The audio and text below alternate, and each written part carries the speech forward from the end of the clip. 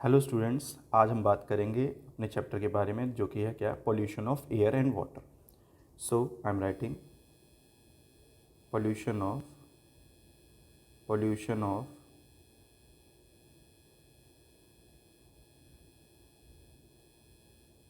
Of air pollution of air and water.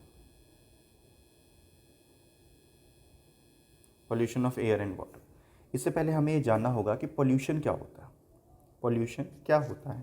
सो देखिए इधर ध्यान से, पोल्यूशन क्या होता है। सो लिखिए, introduction of substance, introduction of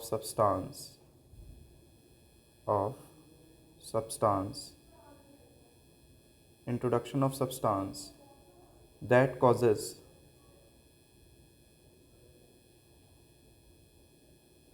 adverse change adverse change in the environment in the environment in the environment in the environment environment and living things।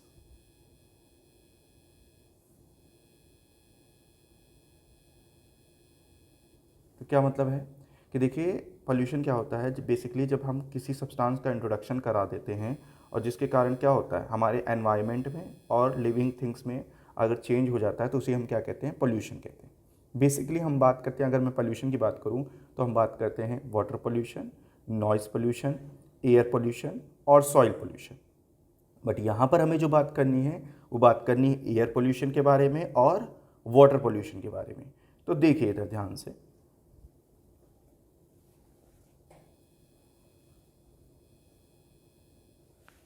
तो देखिए इधर ध्यान से क्या, कि अगर मैं एयर की बात करूं तो एयर में अगर मैं एयर की बात करता हूं तो एयर में हम जानते हैं 78% नाइट्रोजन होता है, 21% क्या होता है, ऑक्सीजन होता है, एंड 1% अगर मैं बात करूं तो मीथेन होता है, आर्गन भी उसी में है, वाटर वेपर्स मौजूद होते हैं, वाटर वेपर्स मौजूद होते हैं। This is ER stand for argon, this is CH4 methane. Okay, अब देखो इधर ध्यान से, एयर में हमारे पास में मैंने आपको बताया कि 78% नाइट्रोजन, 21% ऑक्सीजन, 1% में आपका मीथेन, आर्गन, वाटर वेपर्स मौजूद होते हैं। तो हमें यहाँ ये जानना है कि फिर एयर पोल्यूशन है क्या। तो एयर पोल्यूशन क्या होता है, तो देखिए इधर ध्यान से, एयर पोल्यूशन क्या है, एयर पोल्यूशन एयर पोल्यूशन क्या है, सिंपली क्या होता है, contamination of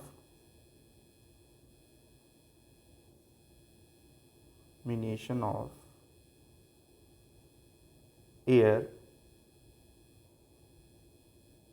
by unwanted by unwanted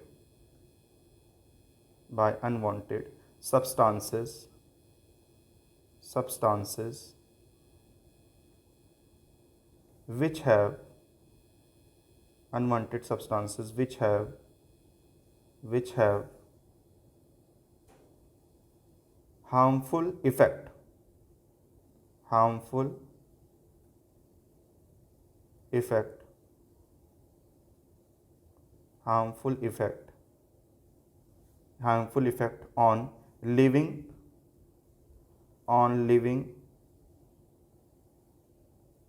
and non-living things and non-living things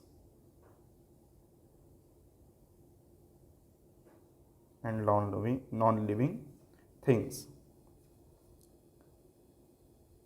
अब देखिए इधर ध्यान से, क्या मैंने बोला कि बेसिकली जब एयर में हम अनवांटेड सब्सटेंसेस जिसका हार्मफुल इफेक्ट होता है, ठीक है, किसके ऊपर, लिविंग और नॉन लिविंग थिंग्स के ऊपर, जब उन्हें बेसिकली जब ऐड होते हैं तो उसे हम क्या कहते हैं, एयर पोल्यूशन कहते हैं, उसे हम क्या कहते हैं, एयर पोल्यूशन कहते हैं। अब हम आगे बात करेंगे क्या कि बेसिकली हमें ये जानना है कि अनवांटेड सब्सटेंसेस क्या है। तो अनवांटेड सब्सटेंसेस बेसिकली क्या होते हैं, ये पॉल्यूटेंट होते हैं, ये पॉल्यूटेंट होते हैं। अब फिर हमें ये बात करनी होगी कि पॉल्यूटेंट जो पॉल्यूटेंट है उनका सोर्स क्या है। जो ये पॉल्यूटेंट आ जाते हैं, ये अनवांटेड सब्सटेंसेस आ जाते हैं, इनका सोर्सेस क्या है। तो देखिए इधर ध्यान से, अगर मैं बात करूं अनवांटेड सब्सटेंसेस, तो अनवांटेड सब्सटेंसेस मैंने आपको बता दिया क्या होते हैं, पॉल्यूटेंट होते हैं। अब अगर मैं बात करूं sources of pollutant, sources of pollutant, pollutants, sources of pollutants. Pollutant का सोर्सेज क्या होता है, तो एक तो सोर्स होता है इसका क्या, नेचुरल, और एक क्या होता है, ह्यूमन एक्टिविटीज। तो पहला क्या है, नेचुरल सोर्सेज, नेचुरल सोर्सेज, और दूसरा क्या है, human activities, human activities, human activity. Natural sources की अगर मैं बात करता हूँ तो इसमें कौन कौन से आ जाते हैं, जैसे मैं बात करूँ तो फॉरेस्ट फायर इसमें नेचुरल से सोर्स आता है, फॉरेस्ट फायर। दूसरा क्या हो जाएगा, वॉल्केनिक, वॉल्केनिक इरेप्शन भी एक क्या है, नेचुरल सोर्स है पॉल्यूटेंट का।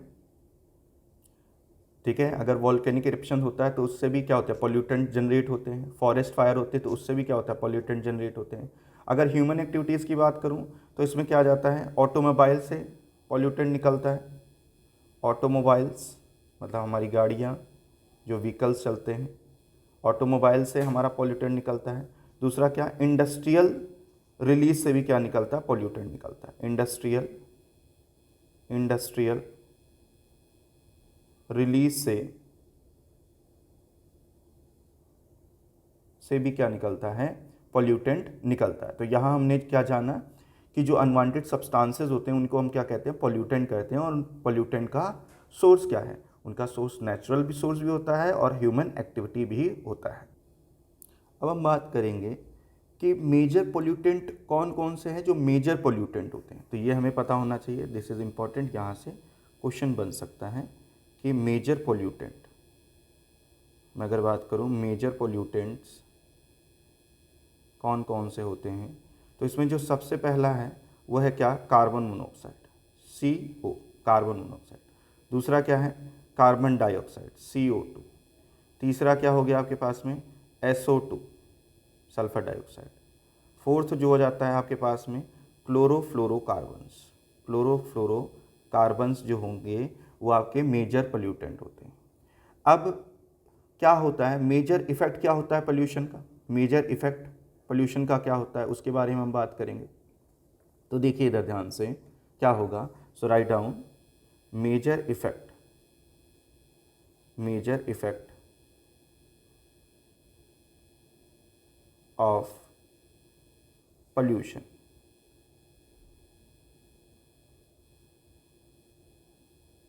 Major effect of pollution. क्या होता है पोल्यूशन से, तो स्मोक बन जाता है, स्मोक बनता है हमारे एनवायरनमेंट में, पोल्यूशन की वजह से स्मोक बन जाता है हमारे एनवायरनमेंट में।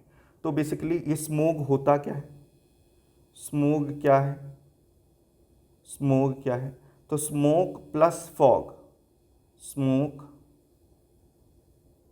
प्लस फॉग को हम क्या कहते हैं बेटा जी, हम कहते हैं स्मोग कहते हैं। और इससे क्या होता है, तो इससे क्या होता है, ब्रीदिंग, सांस लेने में डिफ़िकल्टीज आती है, ठीक है, कफ की प्रॉब्लम आ जाती है। ओके, सो ये एक पहला मेजर इफेक्ट है पोल्यूशन का, एयर पोल्यूशन का बेसिकली। नेक्स्ट अगर मैं बात करूं तो है एसिड रेन, एसिड रेन। अब ये एसिड रेन क्या होता है इसके बारे में अभी हम बात करते हैं। एसिड रेन, एसिड रेन, तो देखो होता क्या है कि हमारी इंडस्ट्रीज से, ऑटोमोबाइल से गैसेस निकलती हैं, गैसेस और उनके ऑक्साइड निकलते हैं। तो बेसिकली मेन क्या होता है कि हमारी इंडस्ट्रीज से कौन कौन सी गैसेज निकलती है, लाइक CO2 निकलती है, SO2 निकलती है और NO2 निकलती है। ये हमारी इंडस्ट्रीज से ये गैसेज निकली। अब ये गैसेज निकल के ऊपर किससे कंबाइन कर लेती है, जो ऊपर विंड मौजूद होती है, हवा मौजूद होती है, उसके साथ कंबाइन कर लेती है। देन आफ्टर किससे कंबाइन करती है, वाटर वेपर से कंबाइन करते हैं। और जब वाटर वेपर से कंबाइन करते हैं तो ये क्या बना लेते हैं, कॉरस्पॉन्डिंग एसिड्स बना लेते हैं। जैसे मैं आपको बताऊं, अगर CO2 पानी से कंबाइन करेगा तो क्या बनाएगा बोलो, वो बना लेगा H2CO3। ये क्या होता है बेसिकली, कार्बोनिक एसिड। ये क्या है मेरे पास में, कार्बोनिक एसिड, कार्बोनिक एसिड। ठीक है। सिमिलरली अगर मैं बात करूं SO2 पानी के साथ कंबाइन करके क्या बना लेगा, SO2 का पानी के साथ कंबाइन करके क्या बना लेगा, H2SO3। ये है सल्फ्यूरस एसिड। ये क्या बन जाता है, सल्फ्यूरस एसिड बन जाता है। तो ये एसिड बन जाता है, ये करस्पॉन्डिंग एसिड बन जाता है। सो बेसिकली जब रेन होती है तो ये एसिडिक जो सब्सटेंसेस हैं ये भी नीचे आते हैं। तो इसी को हम क्या कहते हैं, एसिड रेन कहते हैं। इसी को हम क्या कहते हैं, एसिड रेन कहते हैं। इसी को हम क्या कहेंगे, एसिड रेन। ओके। सो एसिड रेन का क्या इफेक्ट होता है, तो एसिड रेन की अगर मैं बात करूं, एसिड रेन की अगर मैं बात करता हूं तो ये हार्मफुल है किस किस के लिए, ये हार्मफुल होता है किस किस के लिए, हार्मफुल होता है। तो ये पहली चीज़ तो बिल्डिंग्स के लिए हार्मफुल है। दूसरा बिल्डिंग्स के लिए कैसे, तो जैसे आप देख रहे हो जो ताजमहल है, ताजमहल के मार्बल्स भी जो हैं इससे ख़राब होते जा रहे हैं।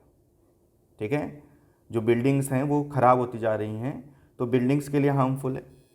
सेकंड, ये ह्यूमन स्किन के लिए भी हार्मफुल है, ह्यूमन स्किन के लिए हार्मफुल है। ठीक है, ह्यूमन स्किन के लिए हार्मफुल है। थर्ड, ये किसके लिए हार्मफुल है, सॉइल के लिए भी हार्मफुल है, सॉइल के लिए भी हार्मफुल है। क्योंकि जो सॉइल होगी, मिट्टी होगी, वहाँ पर अगर एसिड रेन होगी तो मिट्टी कैसी हो जाएगी, एसिडिक हो जाएगी। मिट्टी कैसी हो जाएगी, एसिडिक हो जाएगी। ओके। सो ये जो है ये हार्मफुल इफेक्ट होते हैं एसिड रेन की। सो एयर पोल्यूशन रोकने के लिए हम क्या कर सकते हैं, what can be done. Air pollution को कम करने के लिए हम क्या कर सकते हैं, हम क्या कर सकते हैं, तो अगर हम क्या करें, ज़्यादा से ज़्यादा पेड़ लगाएं, plant more trees, plant more trees, plant more trees. तो इससे भी एयर पोल्यूशन क्या हो सकता है, कम हो सकता है। दूसरा क्या, अगर हम इको फ्रेंडली व्हीकल्स का इस्तेमाल करें, इको फ्रेंडली व्हीकल्स का इस्तेमाल करें, इको फ्रेंडली व्हीकल्स का इस्तेमाल करें, इको फ्रेंडली व्हीकल्स का इस्तेमाल करें। दूसरा, हम क्रैकर्स का इस्तेमाल ना करें, नो क्रैकर्स, नो क्रैकर्स। ठीक है। और हम अल्टरनेट सोर्स ऑफ एनर्जी के बारे में सोचें और उसका इस्तेमाल करें। तो use alternate source of energy, use alternate source of energy. अगर हम अल्टरनेट सोर्स ऑफ एनर्जी के बारे में या उसका यूज़ करते हैं तो क्या हो जाएगा, ये एयर पोल्यूशन को कम कर देगा। ओके, एयर पोल्यूशन को ये कम कर देगा। अब देखिए इधर ध्यान से, अब हम बात करते हैं किसके बारे में, तो ये मैंने 4 पॉइंट्स आपको बता दिए, ये 4 पॉइंट हमने डिस्कस कर लिए। अब हम बात करेंगे किसके बारे में, वाटर पोल्यूशन क्या होता है।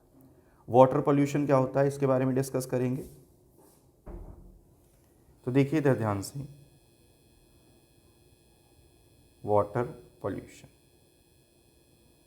Water pollution, water pollution. So basically क्या होता है, जब जो रिवर्स का जो पानी है, अगर उसमें क्या होता है, जब हम इंडस्ट्रीज़ का वेस्ट, सीवरेज का वेस्ट जब हम डाल देते हैं तो वाटर क्या हो जाता है, पल्यूट हो जाता है। ठीक है, और यही क्या है, वाटर पोल्यूशन है। अब इसको कैसे रोका जा सकता है कि अगर हम क्या करें, बेसिकली क्या करें, पेस्टिसाइड्स का इस्तेमाल कम करें, जो है इंडस्ट्रीज़ वेस्ट को हम सही से उसे नदियों में ना फेंकें, रिवर्स में ना फेंकें, ठीक है।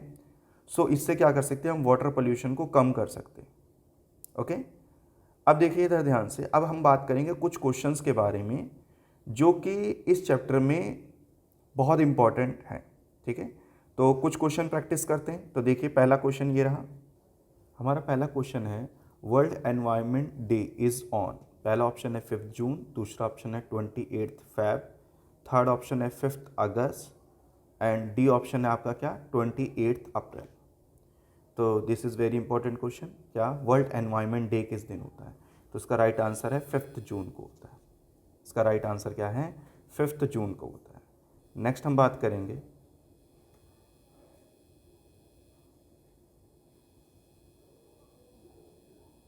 Green house effect. Greenhouse effect is mostly due to, greenhouse effect is mostly due to किसके कारण होता है? पहला ऑप्शन है हाइड्रोजन, दूसरा ऑप्शन है कार्बन मोनोऑक्साइड, तीसरा ऑप्शन CO2 और चौथा ऑप्शन है क्या, N2। तो देखिए इधर ध्यान से, इसका आंसर क्या है, कार्बन डाइऑक्साइड की वजह से मेनली जो ग्रीन हाउस इफेक्ट है वो मेनली कार्बन डाइऑक्साइड गैस की वजह से होता है। नेक्स्ट हम बात करेंगे